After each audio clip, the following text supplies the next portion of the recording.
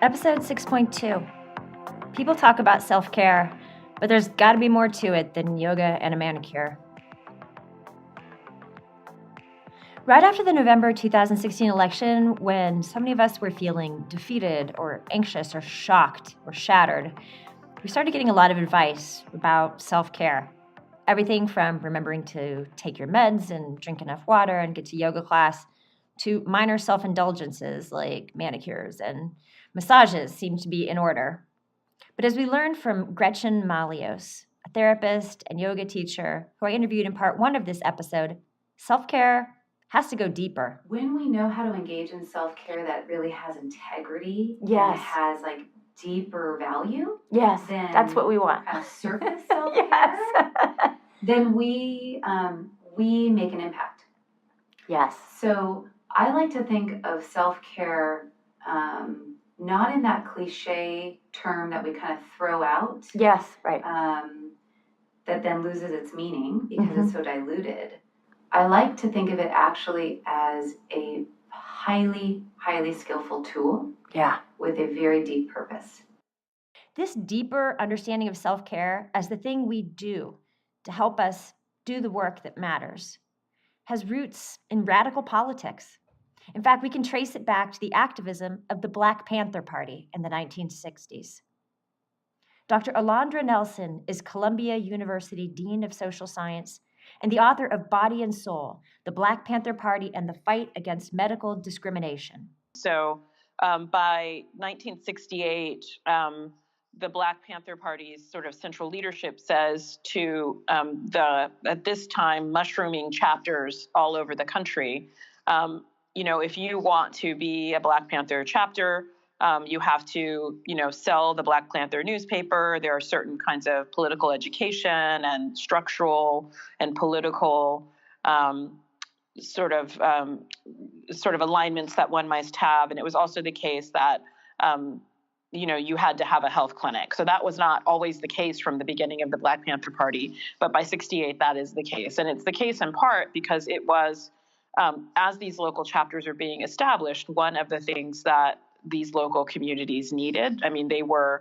as I discussed, in situations in which they either had no access to healthcare or that the access that they had was, was compromised, either because they were dealing with, deeply racist institutions, deeply racist, doctors and nurses, and a kind of mainstream healthcare system that, was experienced by individuals in Black communities as not having their best interests. It didn't feel like humane or respectful care, not having their best interests at heart. The Black Panther Party expanded its activities from armed patrols to, quote, police the police, to include what could be understood as medical self-defense. They called them survival programs, and they included the free breakfast program that fed 20,000 kids a week. Black Panthers also offered community classes in first aid, provided drug and alcohol rehab, escorted seniors to medical appointments. They ran ambulance services. They organized against medical exploitation, including a UCLA clinic that was about to promote brain surgery as a cure for Black male aggression. And they opened 13 medical clinics.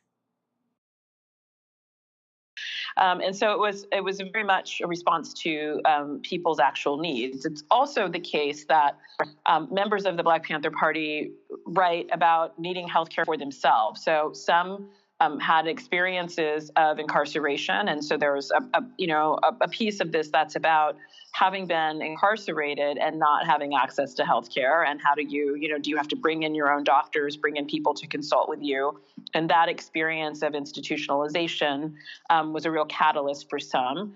For others, it was also that they realized as they were working in their local communities as rank and file members of the party that they needed healthcare for themselves as well. So there's an article, a very nice, interesting article, and I think it's a communist newspaper called the Daily World in 1969 that I found in the archives and used in my work. That's called, the title of it is something like "The Panthers Map: A People's Medical Plan." And in it, they talk about, really sort of being kind of a year into getting health work underway, but they also talk about needing healthcare for themselves, so that part of their mission was not only for local communities, but also understanding that activists in particular, who were working 18, 20 hours a day, were often living communally, and they were worn down and sort of exchanging diseases among them and their communal homes, and needed to take care of themselves as well. So it was this dual mission, their health politics, both for us, the activists, and for the communities that we care about. In 1972, the Black Panther Party added to its national platform a demand for, quote, completely free healthcare for all Black and oppressed people. How does that radical collective concept of self-care connect to what we talk about in terms of self-care today? Well, I think that they, the one thing I have to say about, having spent time interviewing former members of the party is that they're very good organizers, and they really, there is a sense that there's a kind of love of community is the sort of the seedbed out of which their work comes. So they would not, I think many of them would not immediately castigate young folks today talking about self-care. They would say, you're right to have to care for yourself. And we as activists, really understood that self-care was part of the work that we needed to do. And that self-care for us, for the Black Panthers, or you might think of as concentric circle. So it went from the individual activist to the chapter, often living communally, or to that person's family, the chapter, to the local community and the like. So there's that on the one hand. On the other hand, they would say that we always understood our health politics to be also a structural critique of the unwillingness of capitalist societies, their inability in their very structure to provide adequate needs for all of the people that live in these societies.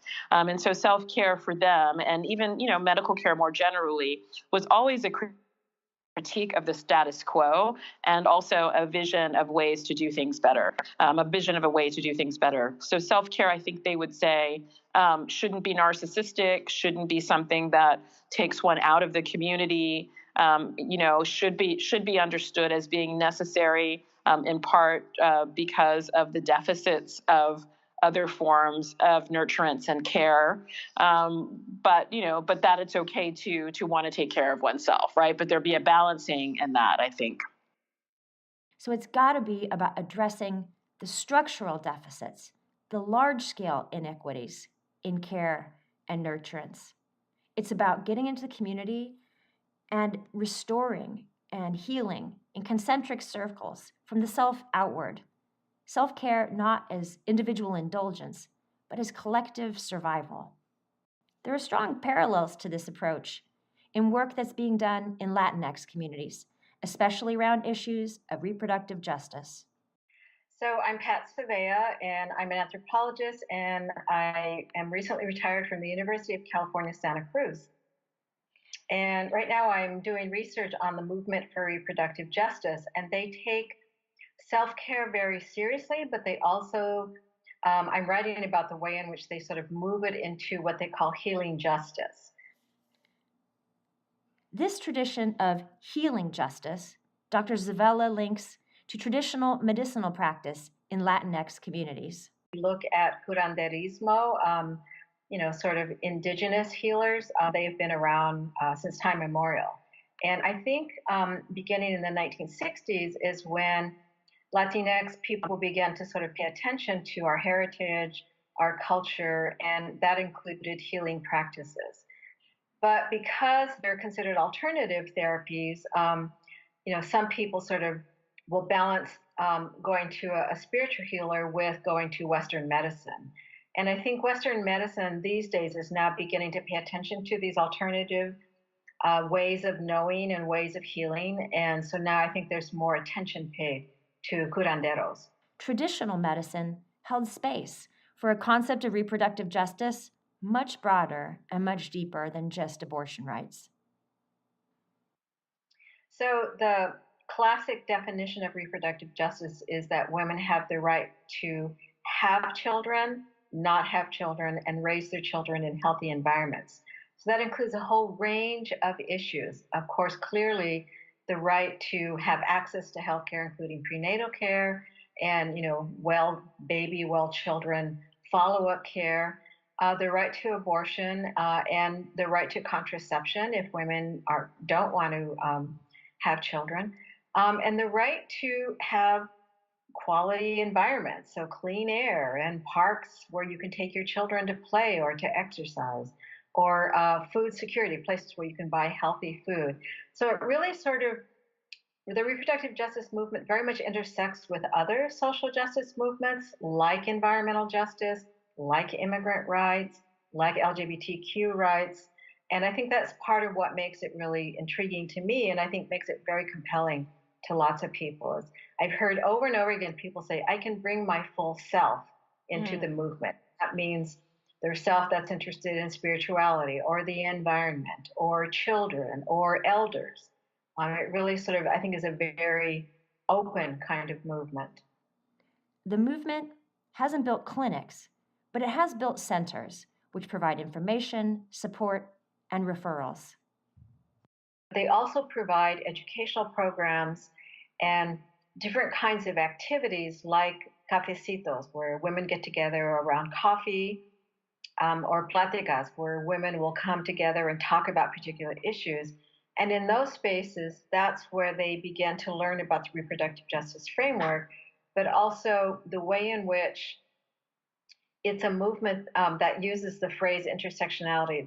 It reaches out to lots of different types of people in the community and honors the difference that people bring into their work. And so, in many ways, reproductive justice sort of provides an orientation towards thinking about social inequalities very differently, and looking at how they're not just what happens to us individually, but they're part of the social categories that we belong to, and they're very much embedded in the social structures. You don't just go seeking self-care to improve your own condition.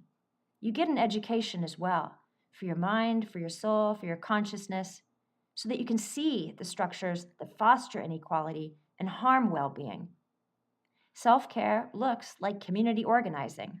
The other way is what they call culture shift work, where they produce a series of images or representations that get circulated in public that really are asking us to think about the strength and resiliency of communities of color. So, for example, there's a Strong Families initiative that has what they call Mama's Day Our Way greeting cards that are posted online. You can also buy them in hard copy.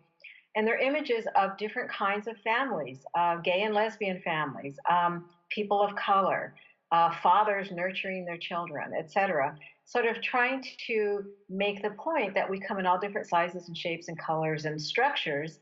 And instead of sort of celebrating mom, dad, and 2 kids, let's celebrate all different kinds of families and think about what are their needs and what should happen. And then the third area of work is they focus on policy change. So depending on where they're located, different organizations will pay attention to local and statewide and national kinds of policies that have effects on people. So they might take on immigration reform, for example, and help organize a demonstration. And this work of culture shift uses social media. That's right. Instagram, Twitter, Facebook, these can be part of self-care, especially when it shifts the discourse or opens up new space for understanding. So Young Women United in Albuquerque put together a critique of all of the teen pregnancy prevention discourse that's out there, that's all about children having children and blaming them for poor decisions. And instead they say, well, actually, if you look at the physiology of it, it's actually very healthy to have children at a young age. And if you look at the history, many communities of color, women start having children at a young age, and there's a whole extended kin networks and communities that are there to help parent the child. So it isn't necessarily a horrible thing that you have people having children while they're still, under legal age. And so they circulate images of moms and their children when they're graduating from high school or graduating from college, or young dads and their children. They finish some course. So it's all about the positive representation. And they also ask us to think about how have people survived and thrived over the generations? Well, we have our spiritual tradition, we have religion, we've learned how to be self sufficient, we've learned how to maintain our cultural integrity even when we're sent to boarding schools, for example. So they're very mindful of paying attention to how people of color have been able to survive despite the many things that have happened, and sort of honoring the ways in which we often quietly sort of just get in there and do it. And they want us to say, well, let's celebrate that. Let's pay attention to that. This way of seeing self-care as the steady, everyday work of survival, not as a dramatic, escapist plunge into an aromatherapeutic bath, that's exactly what I've been trying to see in and say about American democracy. It's not just about electoral hoopla. It's about the things we do every day to keep our relationships and our communities strong and honest and accurate and responsible. This is something the women of color Dr. Zavella studies know very well. Well, what I've seen, I've actually done a couple of focus groups with young women in Albuquerque, and it's really, and I've done them in other cities too, and it's really impressive the way these young women, first of all, they sound so mature, like they're really thoughtful. They've thought through what their identity is, what their values are, what they think about, the materials that are being presented. And, sometimes they question, like, that's not exactly what I believe. But often they very much find that it's like a door opening, like they hadn't thought about how the media objectifies women, for example. These are young women, and so they know it feels a little weird, and all that bad language in some of the music, but they hadn't quite been trained to sort of look critically at that. And once they do, then it really is a revelation for many of them.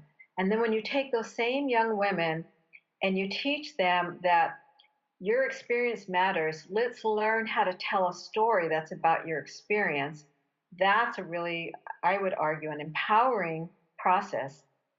And then when you take those young women to the state legislators and you ask them to talk to their local congress people about policies that will have an effect on their lives and to tell those stories, it's like layer upon layer of these women sort of building skills, building confidence, and building a sense of strength.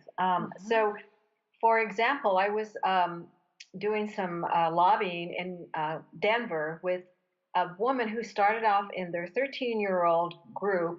By the time I saw her, she was 15 years old. And there was a group of us, there must have been 5 or 6 of us, adults, lobbying the state legislator. And Gina comes in and she says, okay, what do we need to do? And by the end of our little 5-minute get together, she took the lead, and she took the lead in front of the state legislature. And we all looked at each other like, wow, like how impressive is this? So, it's actually been really, I think, very interesting to see the growth that young women experience. Self-care looks like putting yourself in places where people believe you, where you have a voice, where your voice matters, where you can grow and lead.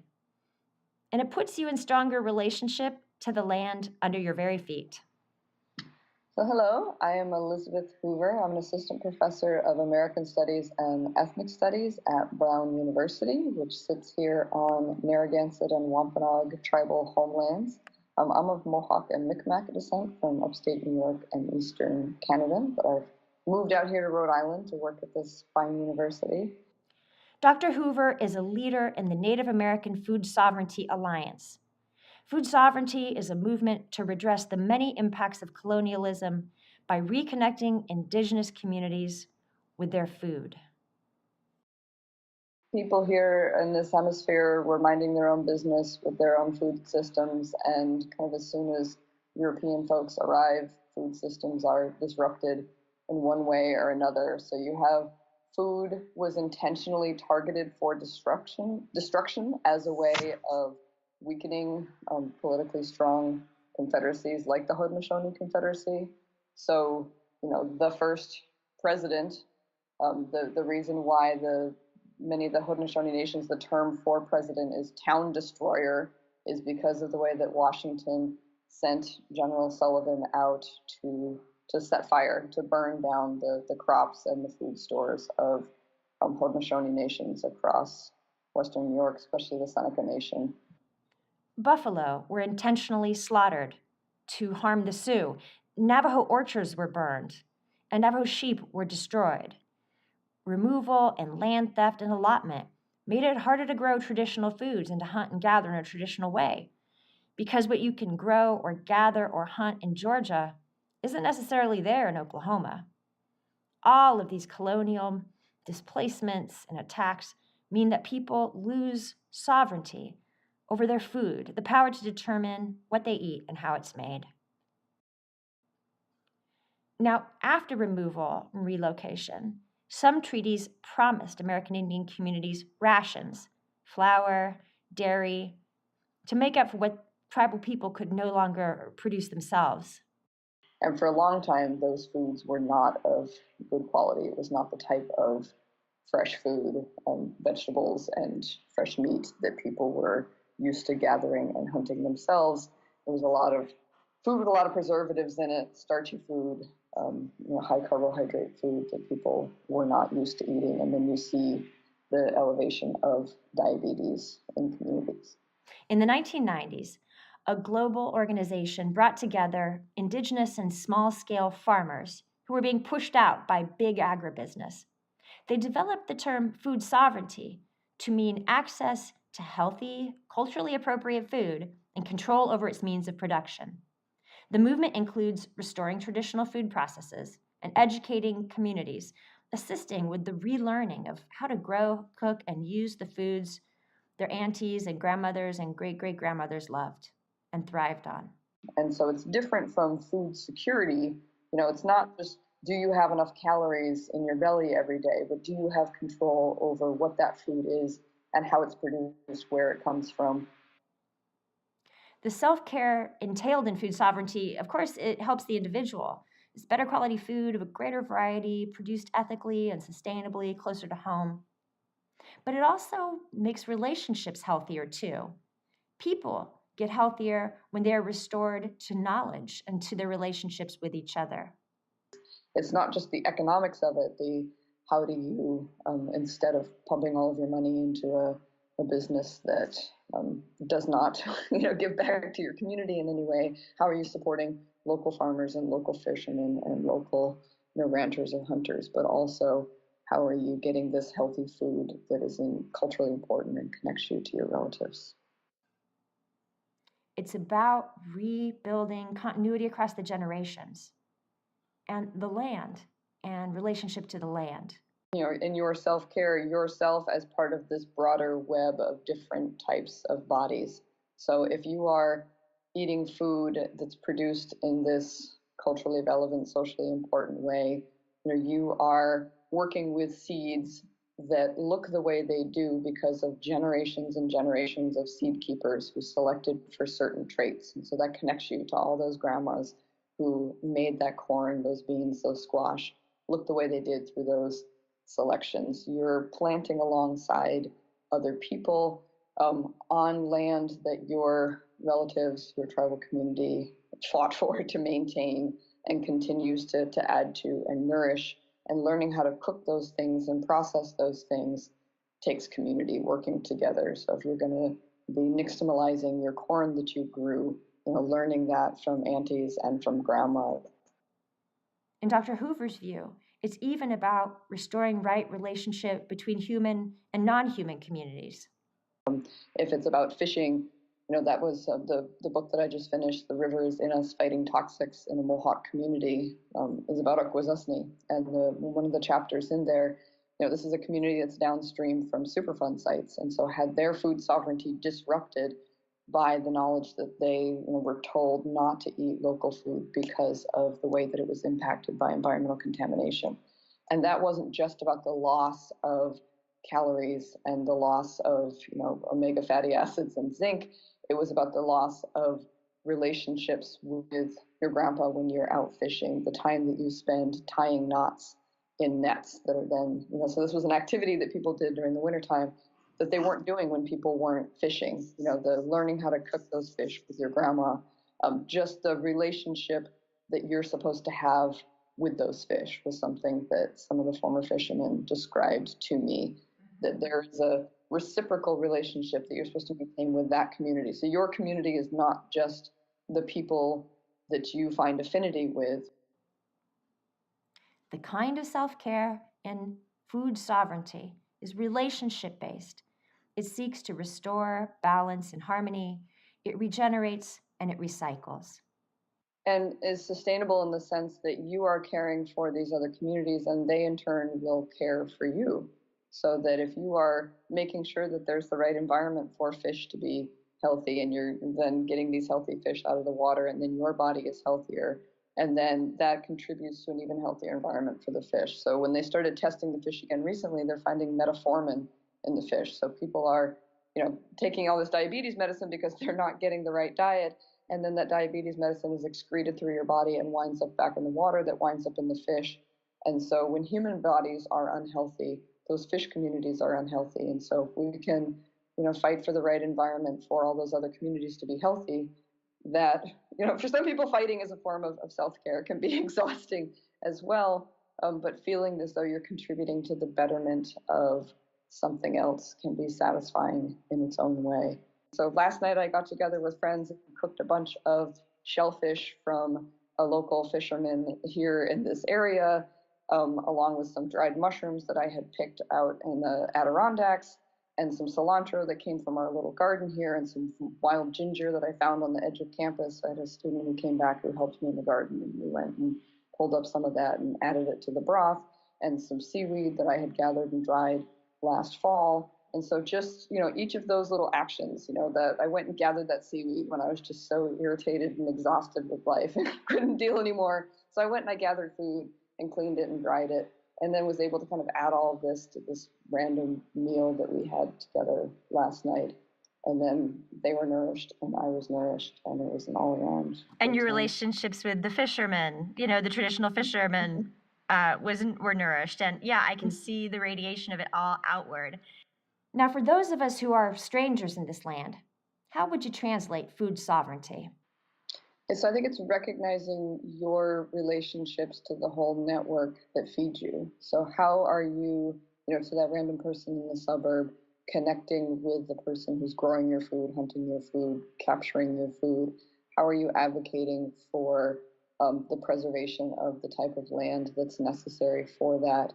How are you advocating for the rights of Native people in your state who need access to traditional land where they go and get their own food? So how are you advocating for, in the upper Midwest, Anishinaabe people who are trying to get access to ricing lakes and places where they're fishing?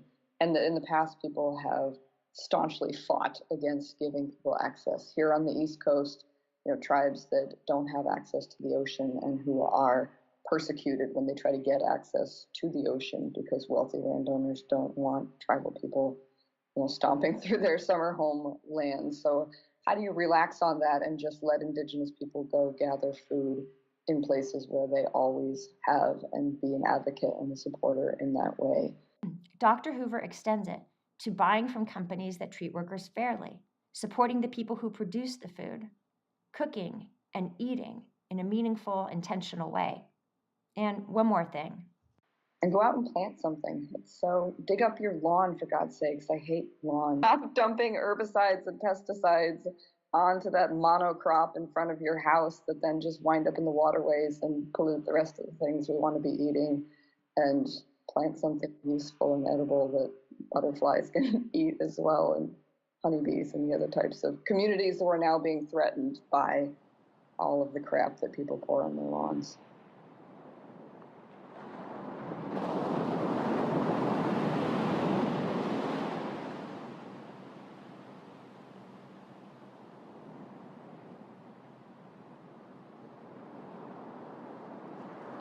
From Dr. Nelson, Dr. Zavella, and Dr. Hoover, we hear a much more powerful and richer concept of self-care. It's a self-care that doesn't just seek to make you feel better, but it seeks to heal relationships between people and the land, and to ground that healing in a deep understanding of how things got so broken. Why are our bodies sick? Why do we find ourselves craving comfort carbs, sugar, caffeine, alcohol, or even more impactful forms of escape? Why do we find ourselves pulling in from relationships, curling up, resisting movement, resisting contact with dirt and water and the elements? It's not just personal. It's about long and damaging histories and enormous structures of power. It's easy to feel overwhelmed, but as each of these women experts have told us, the power to care for yourself and your community is within your grasp. It can start with sharing a cup of coffee with women friends to talk honestly about the worries we carry, or a shared meal with attention to eating ethically sourced local foods, or even with pulling up your lawn. American middle-class culture has sold us on ideas of progress that are about getting somewhere else or getting something new, but they've cost so much to so many people. Perhaps self-care is about slowing down long enough to count those costs and envision new, healthier ways of being for ourselves, our families, communities, and democracy.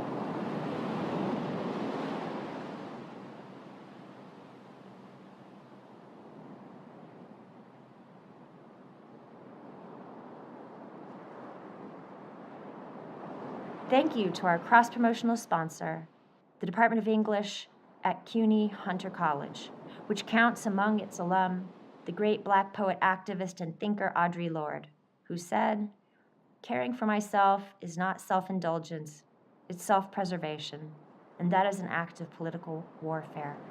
Check them out on our website, AmericanBeautyPodcast.org. And if you like what you heard, whether on iTunes, Stitcher, Google Play, SoundCloud, or YouTube, I've learned a few things since we started. We're everywhere now, so please take a moment and rate, review, subscribe, and share.